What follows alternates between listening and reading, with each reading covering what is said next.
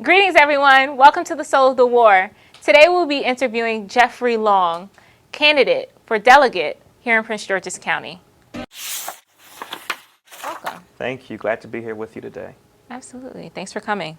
Tell us a little bit about yourself. How'd you grow up? How old are you? Okay. Yeah, a little bit about yourself. Well, I'll be 25 on November the 12th. Wow. Yes. Happy early birthday. Thank you. Thank you. Born and raised in Calvert County, Southern Maryland, byproduct of two, God-fearing parents. Born and raised in the church, byproduct of the public school system. My parents were hard workers, didn't always have the means for various things that we needed as children, but they always made sure we had what we needed: food, shelter, clothing. And my childhood really helped to give me that foundation for who I am today. Awesome. Yeah. Awesome. So you are a pastor, and what led you to becoming a pastor? It was not something I went to a website to look for a job to apply. So again, as people know, I'm born and raised in the church. So church is really, who I am. Not just church, but God and my faith in God. I always knew I had a call to ministry, a call to service, to serve people, and to inspire. But I never saw myself being a pastor. My father founded our church in 2014, and I worked hands-on with him as he was sent out by our former pastor. And so as I was doing the work with him, I pretty much carried the overall load of the ministry. And my father saw something within me and said, I think you should be the senior pastor. And from that point forward, we experienced rapid growth, over 100 members in a 3-year time period since I became the senior pastor. And so it has been a journey, but I love what I do. Awesome. I just don't like being confined to just being a pastor. I believe that I'm so much more, whether it's in church or arts, entertainment, governmental sector. I believe that service is who I am. So how has your faith led you to your decision to getting involved in politics? I believe that everything that Scripture teaches me, where it says the government will be seated upon his shoulders, talking about Christ. I believe that we need individuals that have morals and that have morality as their guide to want to be in a system that is so corrupt.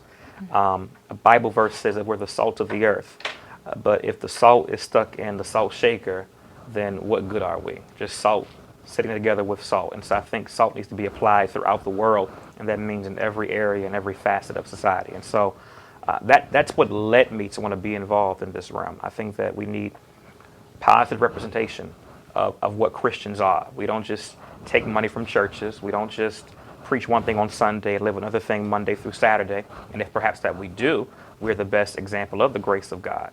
And so I think that is what was the biggest push to want to be a positive example of what a faith-based leader is in politics. I think what you've said is so powerful, just changing the narrative. Yeah. And, that's what this platform is about.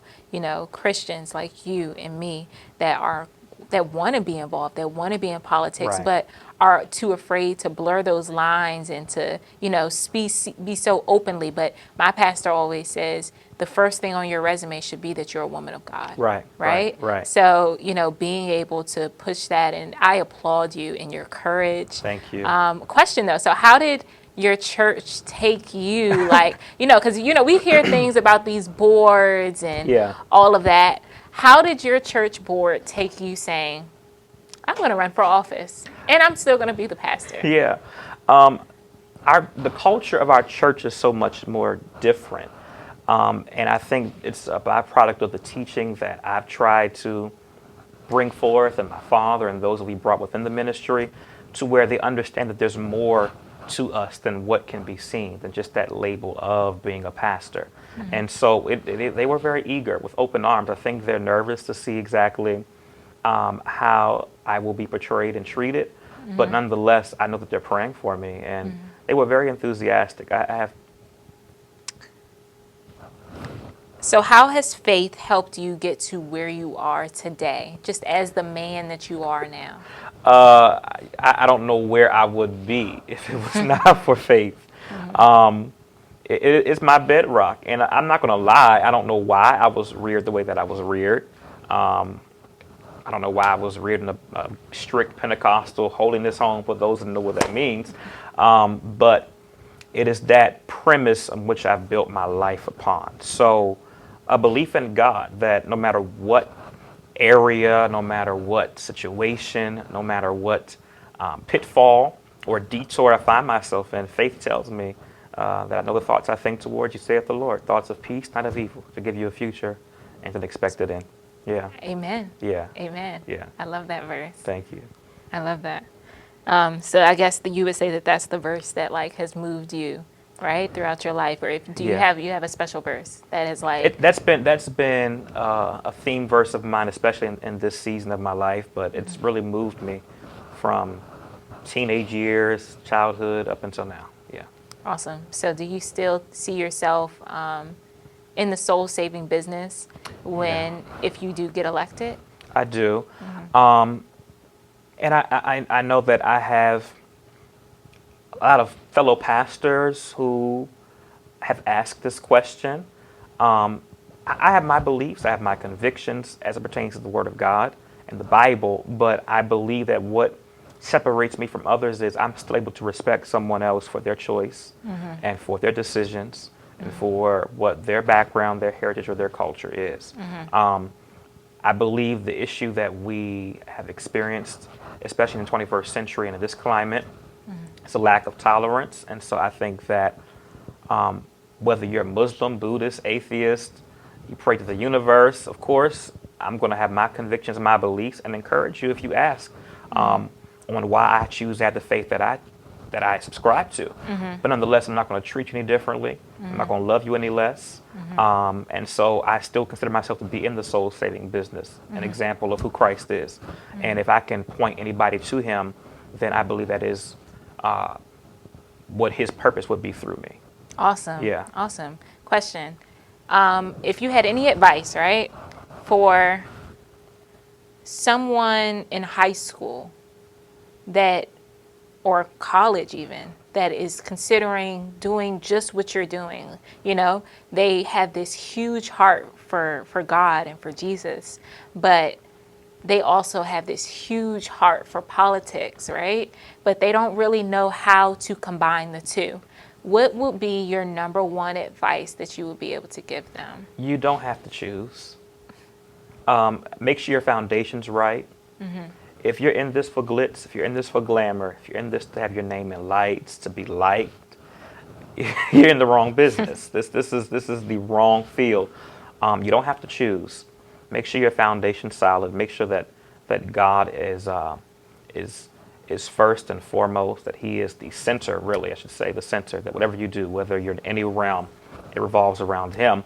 But secondly, prepare, study, educate yourself, and surround yourself around people that are sharp, that can sharpen you, because we don't need dumb Christians making us look as if we're unlearned or uneducated. I think that we have to present ourselves with our best foot forward, especially because we already have individuals that have reservations about us being in this particular field. Why do you think that Democrats are so uncomfortable with speaking on faith?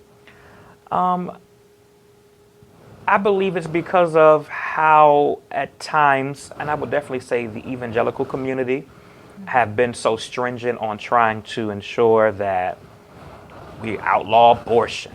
I don't want gay marriage. We focused on those things. We told a woman what she can or cannot do with her body, but when the child is born, we've not worried about how they're provided for, how they're looked after. And so those particular things, I think Democrats have lumped all Christians at times, perhaps. I don't want to speak and say that all, but perhaps some Democrats have lumped Christians into one particular category. But I don't think that we're all a monolith or monolithic. I think that we are all unique. And so I believe that that may be the reason. You look at other individuals that subscribe or claim themselves to be Christians, and we allow one bad apple to just taint our view on the entire orchard.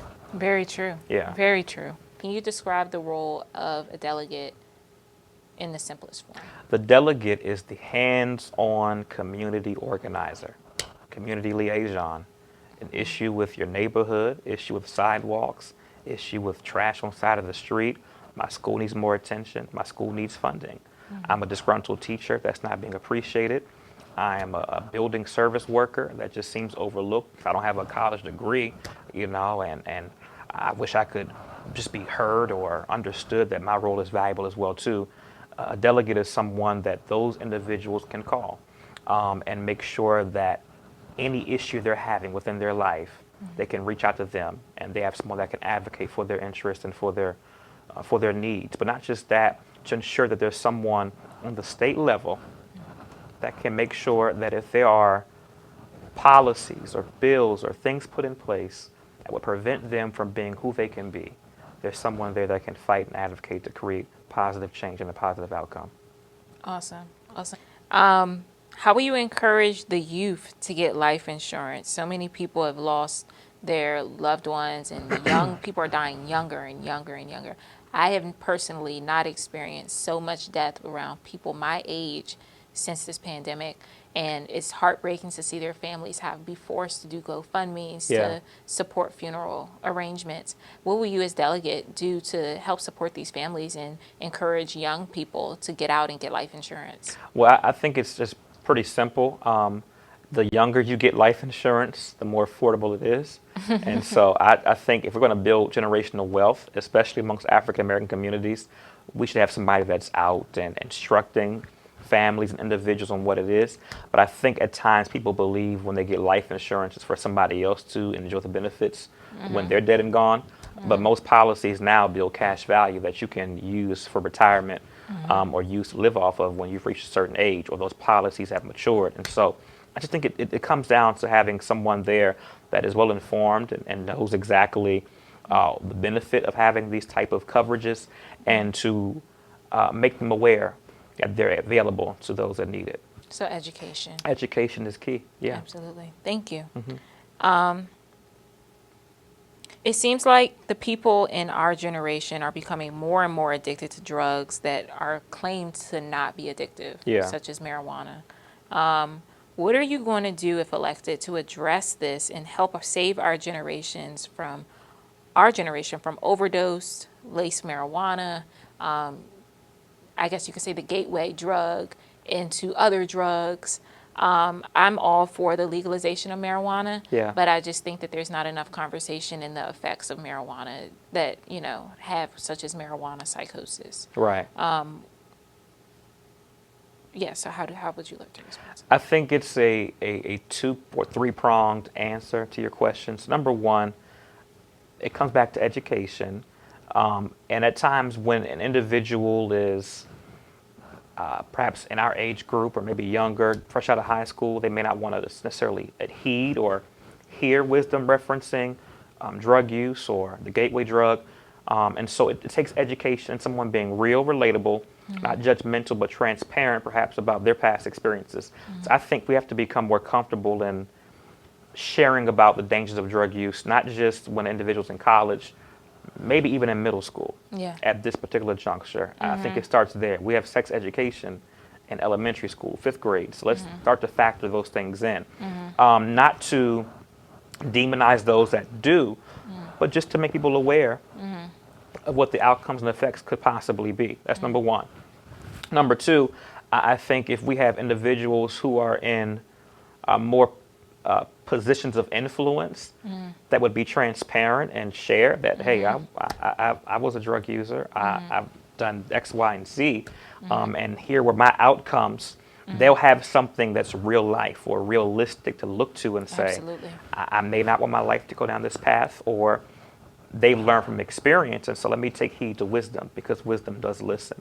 Number three, I too am with you. I think that there are going to still be those that choose to use drugs, and so we have to ensure that as lawmakers that we're not going to allow individuals that have made those decisions to be penalized or criminalized for the rest of their lives for a decision that they've made, especially if white counterparts have done the same thing. And now it's become an epidemic just because our white counterparts choose to do it. So that's the third answer to that. Absolutely. What can you do as a delegate to encourage, your fellow colleagues to do what you just said, what I would say being real, to step up to the plate, share your testimony, because it could change people's lives. I think that we're on our way there, Alexis. I think the tide is shifting.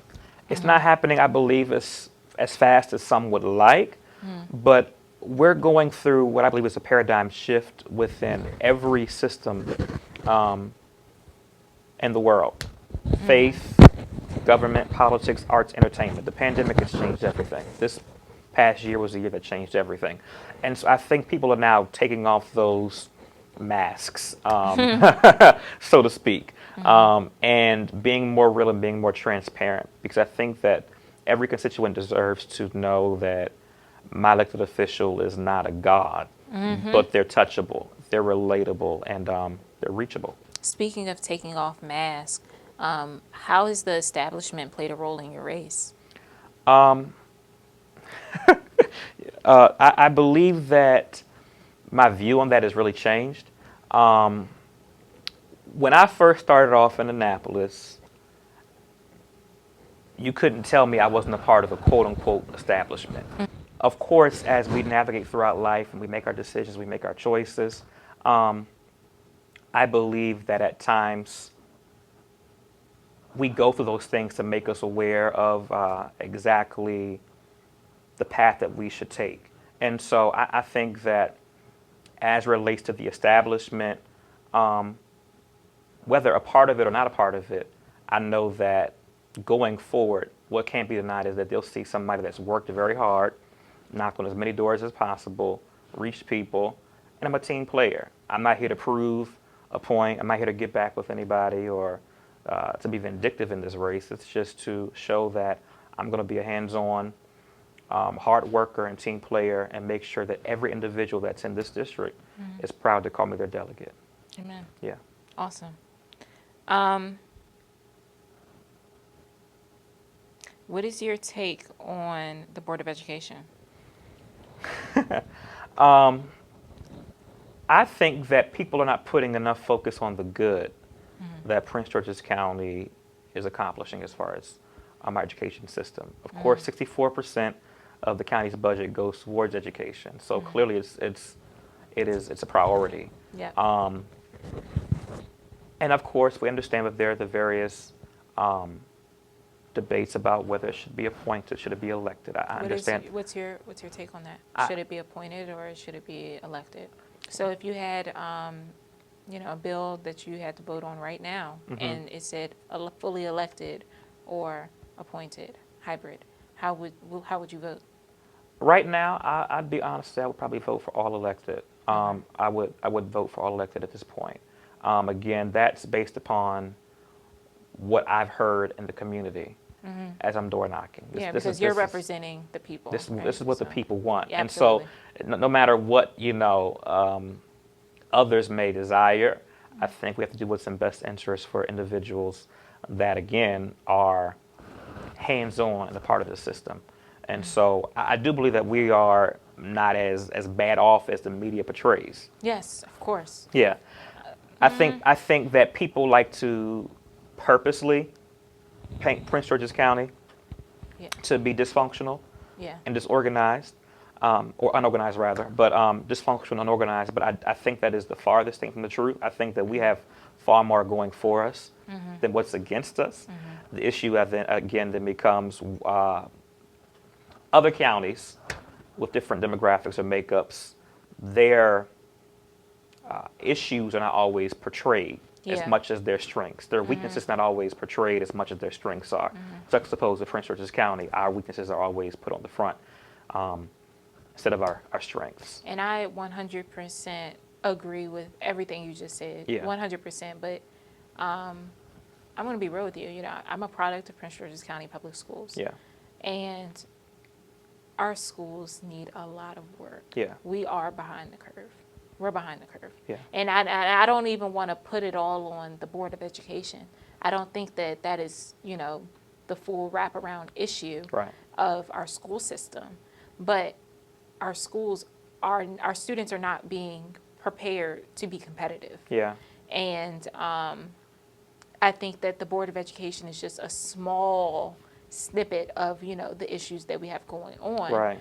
And like you said, there is a lot of things that, we can emphasize and, as a positive when it comes to PG County schools. Specifically, our sports programs are phenomenal, but also our STEM programs are actually pretty good too.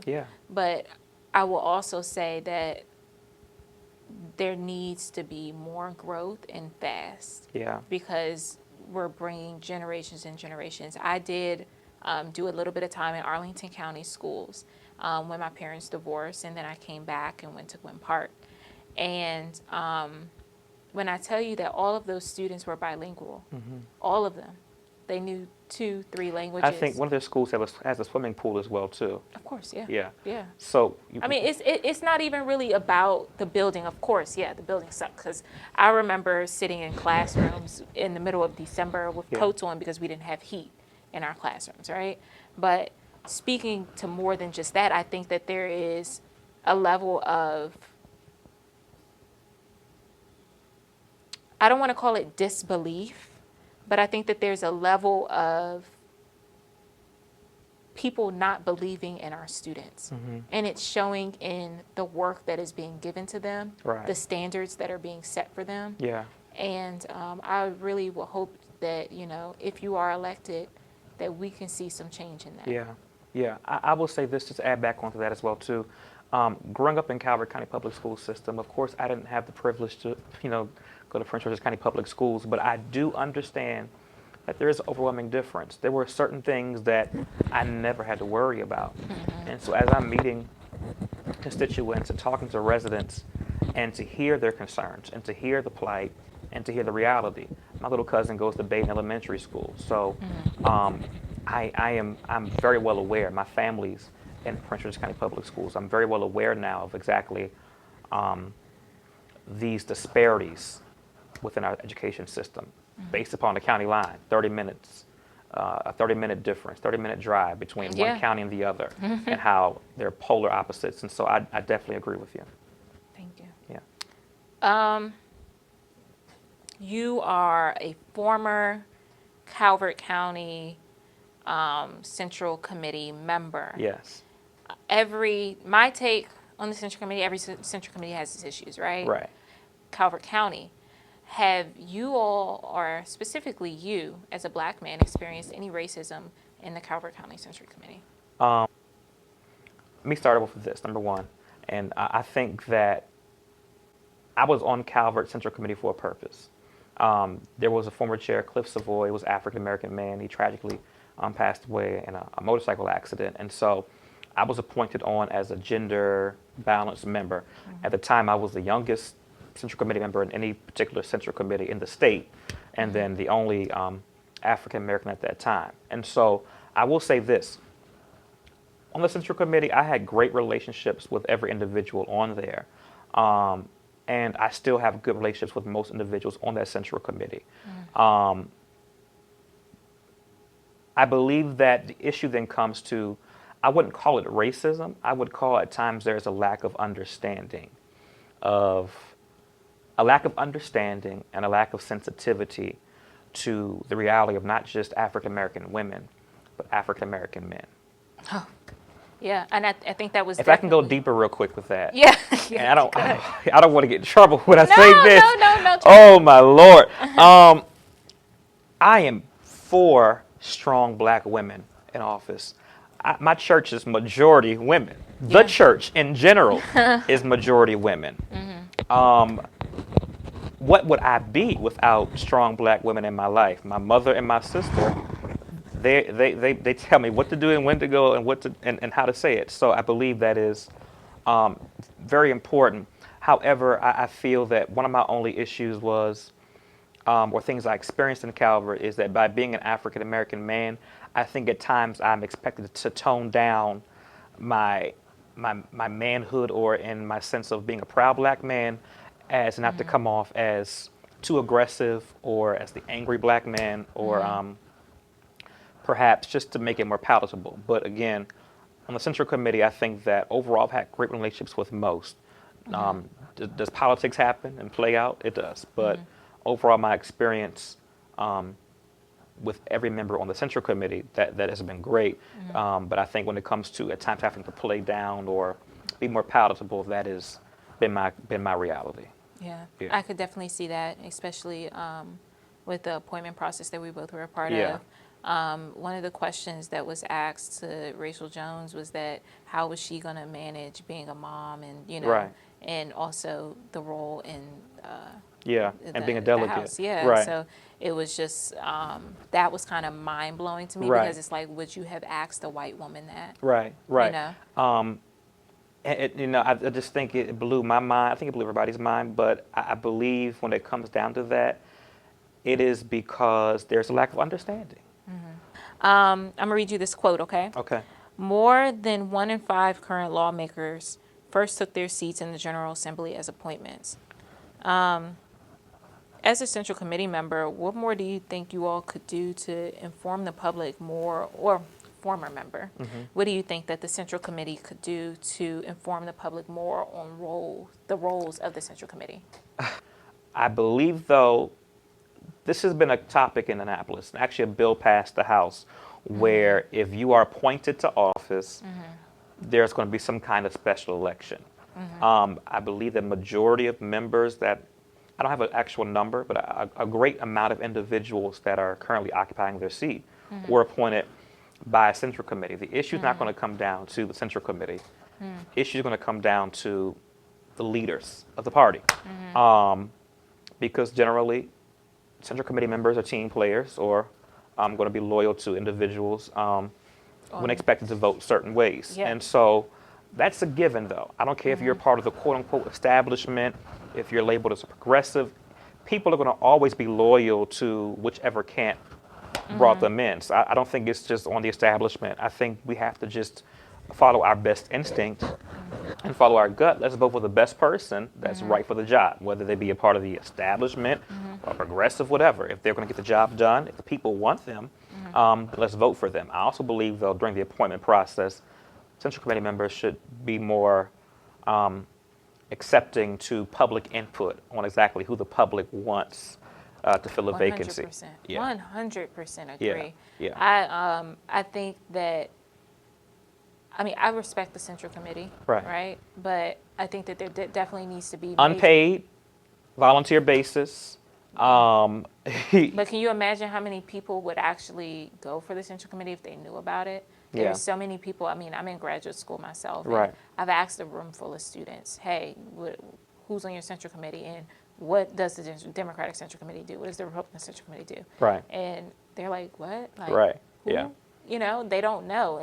And a lot of times, this is still facts when they go to the polling booths to go and vote for the Central Committee member, right? So they're voting from these sample ballots because they don't know who these people are, but they want to make sure they're voting Democrat. Right. So I think that Sometimes you just go down a list and just check off on a list. Yep. That's not always the greatest thing to do. I think there just needs to be more information. And like I said, every Central Committee is different. I think Calvert, like you said, has done a great job in their appointment process and kind of being neutral and open. But and I can admit that, even if it's the sword that killed me, I don't mind admitting the fact that they're not going to just vote for somebody just because they come from Calvert or just because they served on their ranks. Yeah. You know, they're going to follow at times either their heart or they'll do what they're told to do. What's the right thing? The right thing to do. Yeah. Right. At times. At times. Yes. At times. Yes. Thank you for that. So you do agree with special elections? I do. Okay. With a detailed analysis from DLS, that's political lingo, legislative services department, to understand exactly how much that's going to cost the state or the particular districts and jurisdictions. But I think that if we can factor or tie it into some other election, be it a local election, to make sure it doesn't just cost the state a necessary amount of money. Awesome. So what are you going to do to help with transportation in that part of the county? Well, I am a proponent. I believe that it's time to get light rail and in place, not just in Charles County on the 301 corridor, but to even northern Calvert County. There's so many individuals in Calvert County that commute and go to work for the federal government every day. And so if it's in the Wasons Corner area or some particular part in Anne Arundel County, which is on the border of Calvert, it's time to have the state allocate the money and I'll be a fighter for that. I will fight for that tooth and nail to ensure that transportation, the metro station, is brought to these areas. Awesome. Thank you. What are you going to do to address homelessness? It's a very grim reality, because in the wintertime at our church in Prince Frederick and Calvert, which is a pretty affluential county, but there are people that set up tents in the parking lot of our church, on the grass, on the steps by the door to get in the church, just to have shelter. So in Prince George's County, Calvert County, and the district which I'm running to serve, the issue is there's just not enough homeless shelters. But after that, let's have treatment as far as mental health treatment, assessment, and screenings to ensure that individuals are not just getting a Band-Aid, but getting a deep-rooted remedy and fix to what led to that particular problem, and ensure that we're able to prevent that in the future. But there's not enough homeless shelters. So you plan on advocating for more shelters in the Yes, county? not just for homelessness, but for abused women as well, domestic violence shelters as well. Awesome. Yeah. Awesome. Yeah. Thank you. How will you exhibit and encourage peace and shared leadership between you and your colleagues? Oh, blessed are the peacemakers, for they shall be called the sons of God. Amen. Amen. Being a peacemaker is not always about being meek or being quiet or by acquiescing to someone's particular viewpoints. Sometimes to be a peacemaker, you have to wage a war. Yeah, sometimes you got to fall on the sword. Yeah. Amen. Respect. Yeah. Okay. We can leave it at that. I mean, no, but truthfully speaking, you don't achieve peace until there are obviously times of conflict, and so there's sometimes hard conversations that have to be held. I think that there's going to be a lot of conflict if you get elected. I mean, right now we're in this era of Trump information, right? Yeah. And you're going to be dealing with people that believe in what Trump is saying. Yeah. And, trying to find that happy medium is going to be harder than ever. Of course. And I think that you as a pastor, you'll be able to exhibit that level of peace and understanding. And the district which I'm running to serve is really very different, very vast differences. Northern Calvert County, you would hit Route 4. Coming into Calvert County, our roads were always paved. Route 4 was always taken care of. Everything was always kept up. Of course, in Prince George's County, we're still trying to get various schools on the remodeling list. Of course, with P3 funding, we'll be there faster. But still, there are vast differences. And so when it comes down to demographics, population, and misinformation, I think by growing up in Calvert and understanding those realities, by still living in Prince George's County, I understand those vast differences and can help to some capacity, help bridge that gap and be a peacemaker. So you agree with the P3 funding? I believe that if we continue to ensure that schools are constructed, it is a feasible outcome. Let's ensure too that those that receive the contracts are those that we're saying should. Let's make sure minority-owned businesses are actually receiving contracts. And talking to several union leaders, they too want to make sure that they're looked after on the county level. And so I think that's a priority. What's your take on MGM and, them not really doing so much for the community, but was so big and pushing and trying to get into Prince George's County, but we just went through this pandemic and you don't see them doing a lot at all? I'll say this.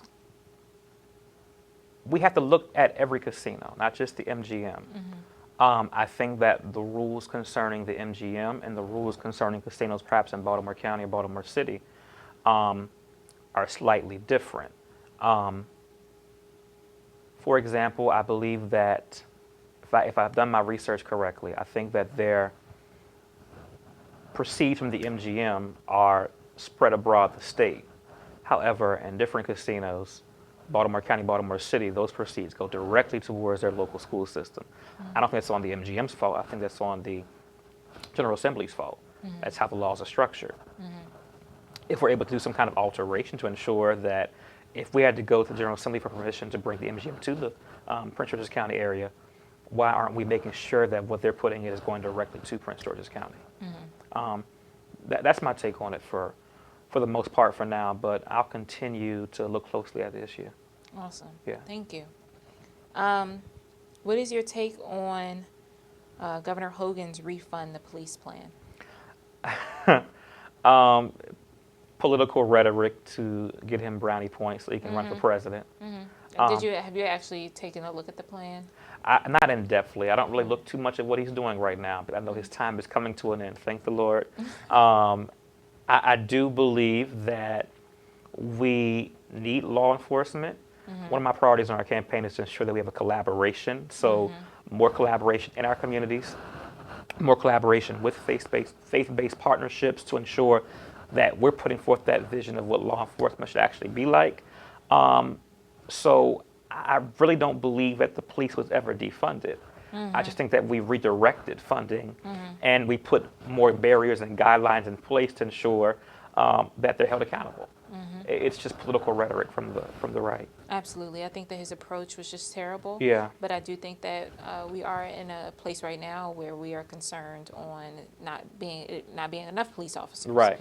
And I think that, something does need to be done to increase the presence of us Right. in our communities. In our communities. We need to do a better job, not just in Prince George's County, but in every county, to ensure that we're recruiting law enforcement officers of color, not just of color, but from every community, whether it be Hispanic, any particular background, and to ensure that they're able to reach individuals that people may have deemed as nuisances in the community. I think from then on, we'll be able to see a shift as far as our approach and the receptiveness to law enforcement officers and their presence in our community. But I do know that, especially in South County, people have been very vocal about there not being rapid enough response times to when they've called for law enforcement officers.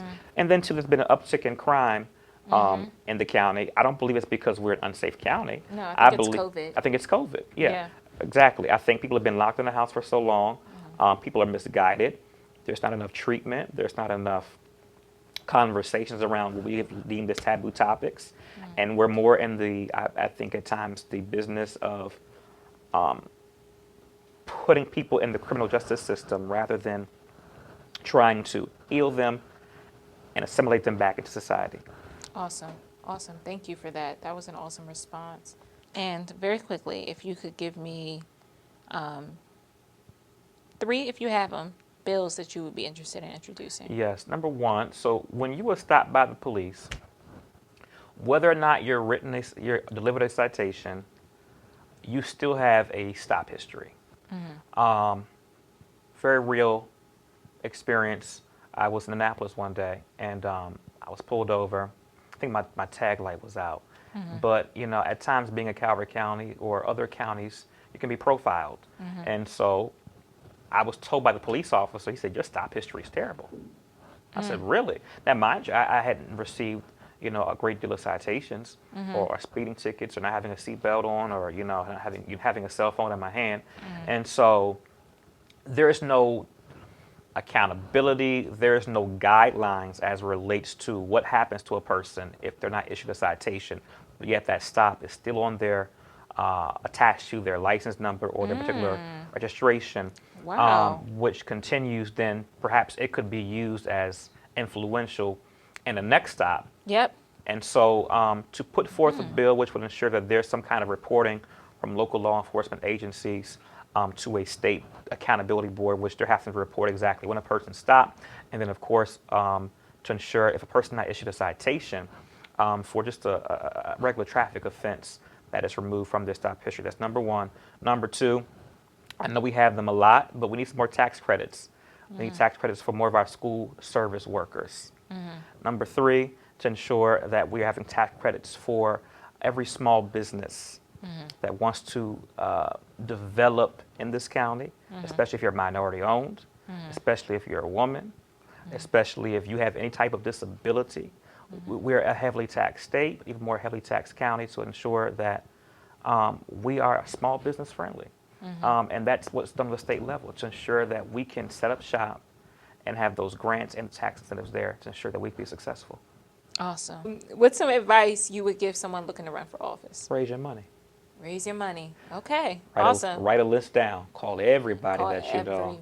You'll be surprised at how many people that you know. Do you know that when I ran for office, I made so many calls that they put my phone number on a Spam, a potential spam, spam. yes, a potential spam list. And I had issues with my phone for months after because I had to call and find. They're like, well, you made so many calls, like. So yes, pick up the phone. Yeah. Get used to picking up the phone and get an unlimited plan. Thankfully, I'm not too foreign to talking, asking for money, and thankfully, that's not a thing I have an issue with. So Awesome. I'm rooting for you I though. appreciate you. Where can people go to find out more information about you and your church and your campaign? So I don't have a separate Instagram account for myself as a pastor and a politician. I don't think they're separate, which is why I've kept them together.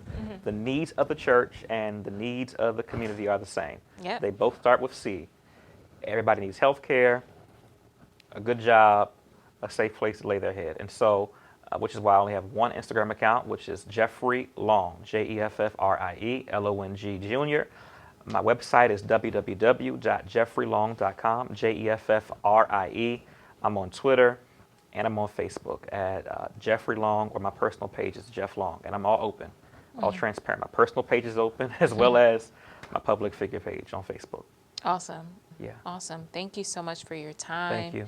And sharing your testimony with us. Appreciate it. I genuinely appreciate this conversation, and I hope that it's able to impact a generation coming up behind us. I'm glad and to be here. Happy early birthday. Thank you. Thank you. Thank you so much. Honored. Thank you.